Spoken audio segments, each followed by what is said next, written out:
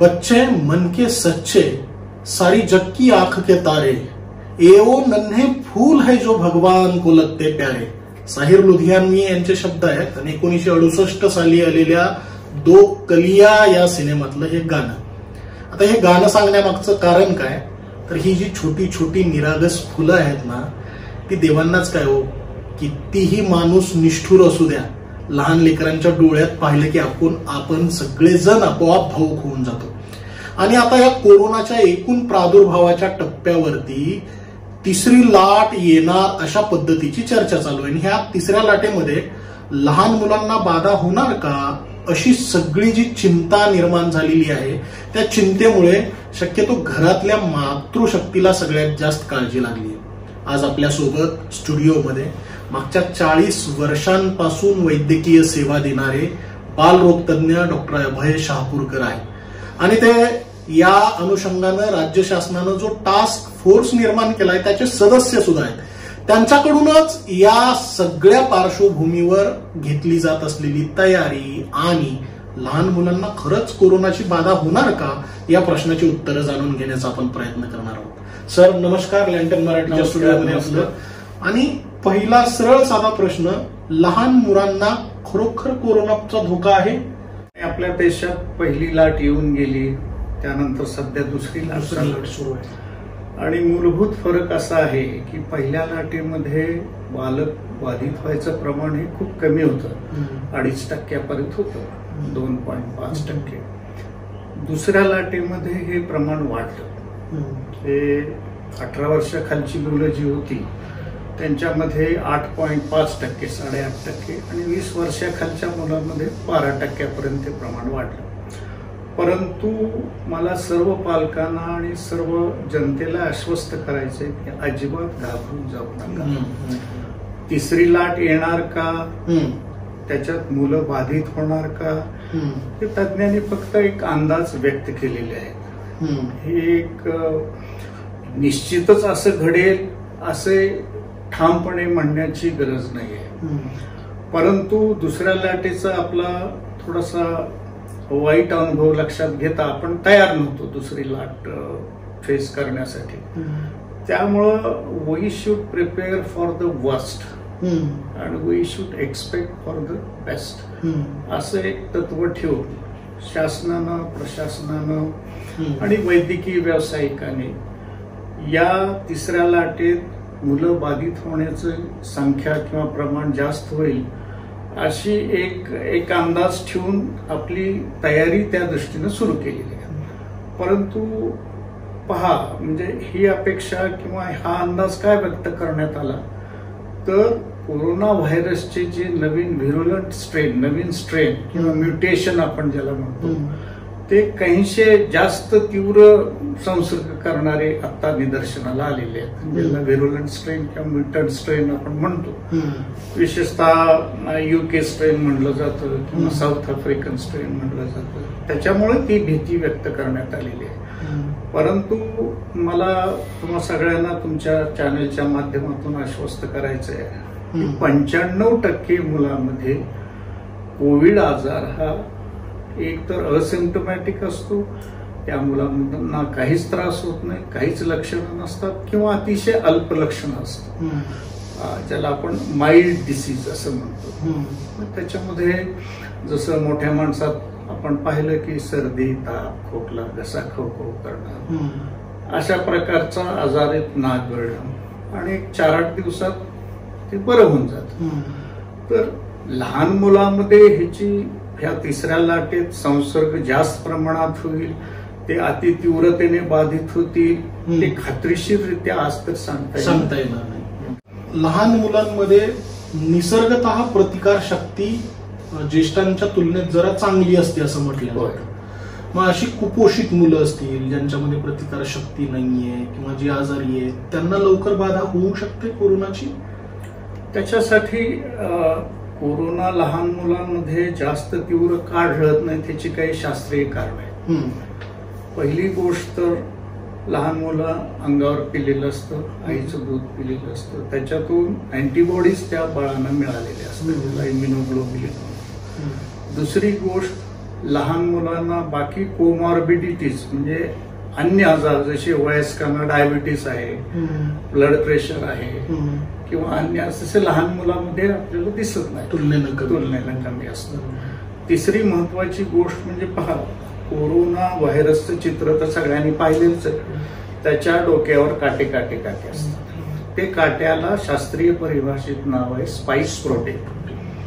आणि कोरोना हे सगळ्यांना माहित आहे की ड्रॉपलेटद्वारे किंवा जे आपण एअरोसोलद्वारे फुफ्फुसात जातो, श्वासनलिकेद्वारे. आणि फुफ्फुसामध्ये सगळ्यात शेवटचा जो भाग असतो त्याला वायुकोश म्हणतात, जिथं ऑक्सिजन कार्बन डायऑक्साईड याचं एक्सचेंज होतं. ऑक्सिजन घेऊन कार्बन डायऑक्साईड टाकलं.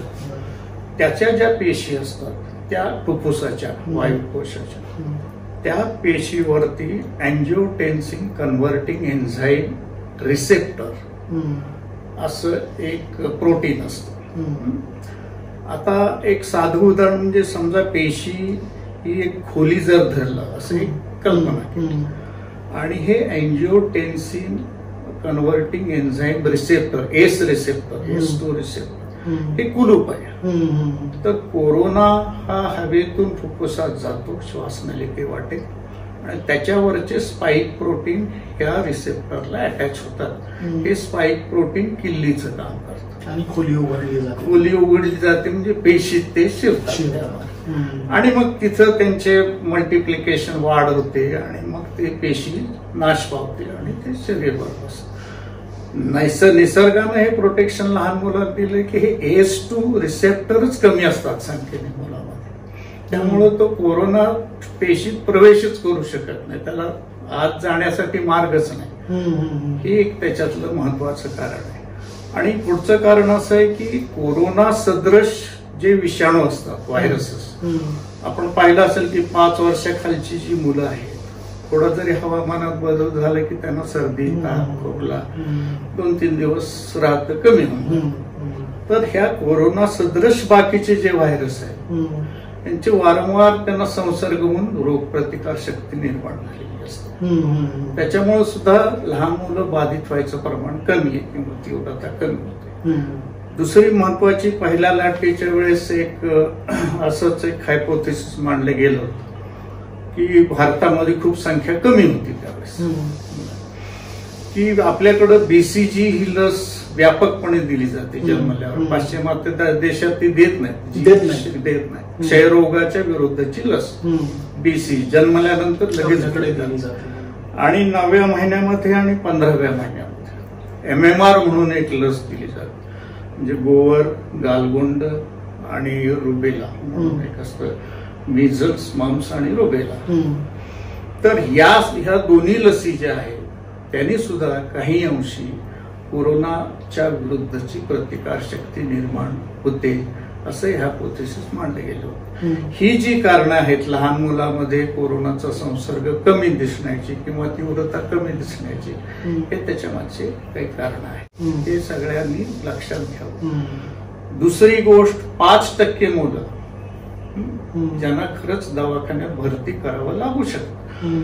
तर त्याच्यामध्ये काय होतं की हा कोरोनाचा विषाणू फुफ्फुसामध्ये जाऊन निमोनियाचं स्वरूप धारण करतो आणि मग निमोनियाच्या पेशंटना ऍडमिट करावं लागतं. मग त्याच्यामध्ये ह्या 5% मध्ये आणि 1.5-2% जे असतात अतितीव्र आजार, सिव्हिअर कंडिशन, ज्याच्यामध्ये रक्तातलं ऑक्सिजन खूप कमी झालेलं असतं, 90%च्या खाली गेलं असतं आणि मग ज्याचा हृदयावर परिणाम झालेला असतो. कोरोनरी आर्टरीज, हृदयानं रक्तपुरवठा, शुद्ध रक्तपुरवठा करणाऱ्या कोरोना आर्टरीज आहेत, त्याच्यावर परिणाम झालेला असतो किंवा रक्तात गुठळ्या होण्याचं प्रमाण अशा मुलांमध्ये असतं. तर हे सिव्हिअर प्रकारचा आजार आहे कोविड-19. ह्याच्यात त्याला चांगली ट्रीटमेंट द्यावी लागते. त्याच्यात श्वासाची गती फार तीव्र वाढली असेल, दम लागत असेल, ऑक्सिजनची पातळी कमी झाल्यामुळं निळसर झाक येते जिभेवर, सायनोसिस आपण म्हणतो, मग त्यांना ऑक्सिजन द्यावं लागतो, व्हेंटिलेटरवर ठेवावं लागतं. पण हे अगदी सगळ्यांनी लक्षात ठेवण्यासारखं आहे आणि मला या आपल्या चॅनलच्या माध्यमातून आश्वस्त करायचंय की तिसरी लाट येणार, मुलं जास्त बाधित होणार, गंभीर असं काही नाही. घाबरून जाऊ नये. 95% मुलं हे घरीच दुरुस्त होणार आहे. सर, आणखी सगळ्यात महत्वाचा प्रश्न, तुम्ही आता बोलताना म्हटलं की आईचं दूध आणि त्यानंतरचे लसीकरण यातून प्रतिकारशक्ती येते. पण एखादी माता, गर्भवती माता असेल, ती कोरोना बाधित असेल आणि तिनं बाळाला जन्म दिला, तर मग त्या बाळाला अंगावर पाजायचं का? खूप महत्वाचा प्रश्न आहे हा तुमचा. बऱ्याचशा तरुण मुली गर्भवती असतात, त्यांचे मला फोन येतात. आता त्या लहान असताना माझ्या पेशंट होतात, त्या त्यांच्या मुलांना घेऊन येतात. तर त्याच्यामध्ये 2-3 गोष्टी मी अगदी स्पष्टपणे सांगू इच्छितो. सगळ्यात पहिली गोष्ट, एखादी स्त्री गर्भवती आहे आणि ती पॉझिटिव्ह झाली तर पोटातल्या बाळाला कोविड आजार होण्याची शक्यता नाही. अरे, ही चांगली समाधानकारक गोष्ट आहे. अत्यंत अल्प प्रमाणात गर्भवती स्त्रीचं बालक, नवजात बालक बाधित होऊ शकतं. केव्हा? तर प्रेग्नन्सीच्या लास्ट ट्रायमेस्टर मध्ये, शेवटच्या दिवसामध्ये. 9 महिन्याचा आपण कालावधी जर धरला, शेवटच्या 8 दिवसामध्ये, किंवा डिलिव्हरीच्या प्रोसेसच्या दरम्यान, प्रसूतीच्या त्या प्रोसेसमध्ये बाधित होऊ शकतात. तर त्याच्यात 5व्या महिन्यात गर्भवती आहे, कोरोना बाधित झाली म्हणजे मुलगा ते बाधित होईलच असं नाही. दुसरी गोष्ट, नवजात बालक जन्माला आलं, आई बाधित आहे, तरी तिने मुलाला डायरेक्ट स्तनपान देणं अत्यंत आवश्यक आहे. समजा आता एखादी कोरोना बाधित स्त्री प्रसूत झाली, त्या बाळाची RT-PCR, आपल्याला माहित आहे कोरोनाचं जे निदान, रोग निदान 2 प्रकारे करतो आपण. अँटीजन टेस्ट पण ही एवढी सेन्सिटिव्हिटी नाही आहे त्याची, त्यामुळे RT-PCR, reverse transcription polymerase chain reaction, RT-PCR, फक्त त्याचा रिपोर्ट यायला एखादा दिवस. तर बाधित स्त्री प्रसूत झाली की त्या बाळाचं 24 तासाच्या आत RT-PCR करायचं आहे. आणि समजा ते बाळ बाधित असलं तर मग काही विषयच नाही. समजा बाधित नसेल तरी सुद्धा आईनी काळजी घेऊन, मास्क लावून, बाळाला पाजण्यापूर्वी हात साबणाने स्वच्छ धुवून त्याला डायरेक्ट स्तनपान द्यायचं आहे. समजा जी प्रसूत झालेली स्त्री आहे ती खूप गंभीर कोविडने आजारी आहे, तिला डायरेक्ट पाजता येत नाही, तर अशा वेळेस बालकाला दुसरीकडे खोलीत ठेवून आईचं दूध पिळून काढून मग त्या बालकाला द्यायचं आहे. त्यामुळं कोरोना बाधित झालेल्या महिलेने मुलाला पाजू नये असं अजिबात, म्हणजे आईच्या दुधातून कोरोनाचा विषाणूची बाधा 100% नाही. ही एक समाधानाची गोष्ट. अजून एक चांगला एक शंका माझ्या पेशंट्स विचारतात की स्तनदा माता, समजा 6-8 महिन्याचं बाळ आणि महिला बाधित आहे, तरी सुद्धा तिने बाळाला अंगावर पाजायचं आहे. फक्त कोविड अप्रोप्रिएट बिहेवियर आपण जे म्हणतो नेहमी. कोविड अप्रोप्रिएट बिहेवियर म्हणजे काय? ज्या मार्गदर्शक सूचना आरोग्य खातं, शासन, प्रशासन वारंवार सांगत असतं माध्यमातून, आकाशवाणीवरून, मास्क वापरा, हात वारंवार धुवा, सोशल डिस्टन्सिंग ठेवा, त्या सगळ्या सूचनाचं तंतोतंत पालन करून त्याला पाळायचं. अजून एक शंका नेहमी विचारली जाते आणि या माध्यमातून मला हा संदेश सगळ्या मातापर्यंत पोहोचवायचा की माझं बाळ अंगावर पितंय, मी कोरोनाची लस घेऊ का? तर 100% घ्यायची आहे लस. कोरोनाची लस स्तनदा मातांनी 100% घ्यायची आहे. त्याचा अंगावर दूध पिणाऱ्या बाळाशी काही संबंध नाही. इव्हन तुमच्या माहितीसाठी की आता नवीन गाईडलाईन जे आलेले आहेत, आता पहा, कोरोना हा आजार जगाला केव्हापासून माहीत झाला? 1.5 वर्ष. पूर्वी हा आजार कसा आहे, काय हे विषाणू कोरोनाची कशी आहे याच्यावर काय इलाज आहे, काय उपचार आहे, काय माहित होतं? जगालाच माहित नव्हतं. तर आता ह्या संदर्भातल्या ज्या गाईडलाईन्स आहेत, मार्गदर्शक सूचनावली येते, ती कशी निर्माण होणार की ह्या वर्ष दीड वर्षामध्ये जगभरातल्या पेशंटमध्ये काय काय परिस्थिती निर्माण झाली, त्याचा डाटा जसा जसा येईल तर ह्या मार्गदर्शक सूचनामध्ये सुद्धा बदल होत राहतील. नवीन निष्कर्ष. कारण याच्यात अत्यंत महत्वाची गोष्ट आहे की विज्ञान हे एव्हिडन्सवर आधारित असतं. मी म्हणतोय म्हणून नाही, बरोबर. त्याला काहीतरी एव्हिडन्स पाहिजे, डाटा पाहिजे. जगभरात कुठे कुठे ट्रायल झाल्यात त्याचं काहीतरी डॉक्युमेंटेशन पाहिजे, तरच मग ते विज्ञान मान्य होतं. तर अशा प्रकारे वरचेवर ह्या सूचनात मग आता मध्यंतरी थोडस मीडियामध्ये सोशल मीडियामध्ये की काही तथाकथित बाबा बापू सांगतात की ॲलोपॅथीला त्याने काय बरं होत नाही, काय नाही. तर असं काही नसतं. आता लहान मुलामध्ये ज्या मार्गदर्शक सूचना, कुठली औषधं द्यायला पाहिजेत, काय नाही द्यायला पाहिजे, हे अर्थात पहा. आता अजूनही मोठ्या माणसामध्ये लस उपलब्ध आहे, लहान मुलामध्ये आहे का? नाही.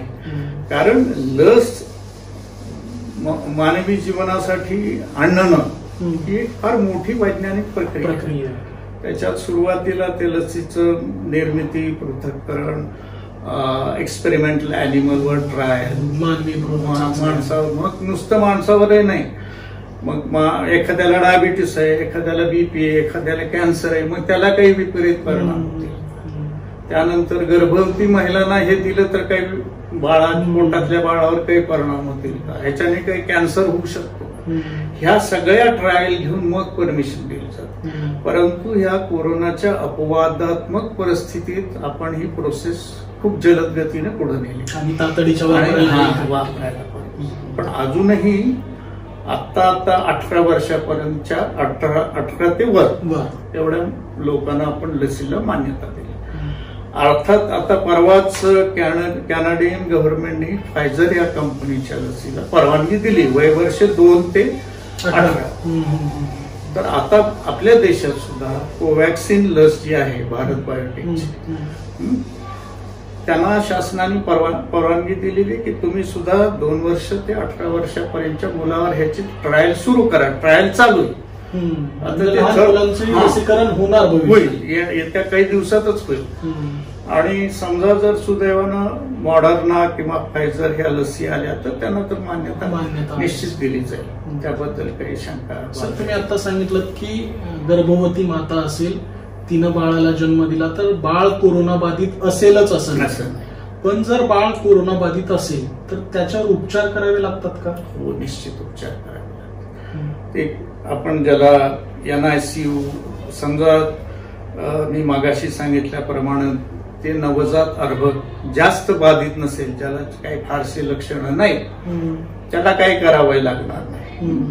पण समजा त्याला ताप यायला, ते निस्तेज व्हायला, सुस्त पडायला, ऑक्सिजनची पातळी कमी व्हायली, किंवा श्वासाची गती खूप तीव्र व्हायला लागली, दम लागायला लागला, खणायला लागलं, बेशुद्ध अवस्था यायली, झटके यायला लागले, मग अशा वेळेस त्याला तातडीनं औषधोपचार चांगल्या व्हेंटिलेटर वगैरे अशा ठिकाणी नेऊन, ज्याला NICU निओनेटल इंटेन्सिव्ह केअर युनिटमध्ये त्याची ट्रीटमेंट करावी लागते. पण मला हे सांगायचं की हे प्रमाण अत्यंत अल्प आहे, 0.1 खाली.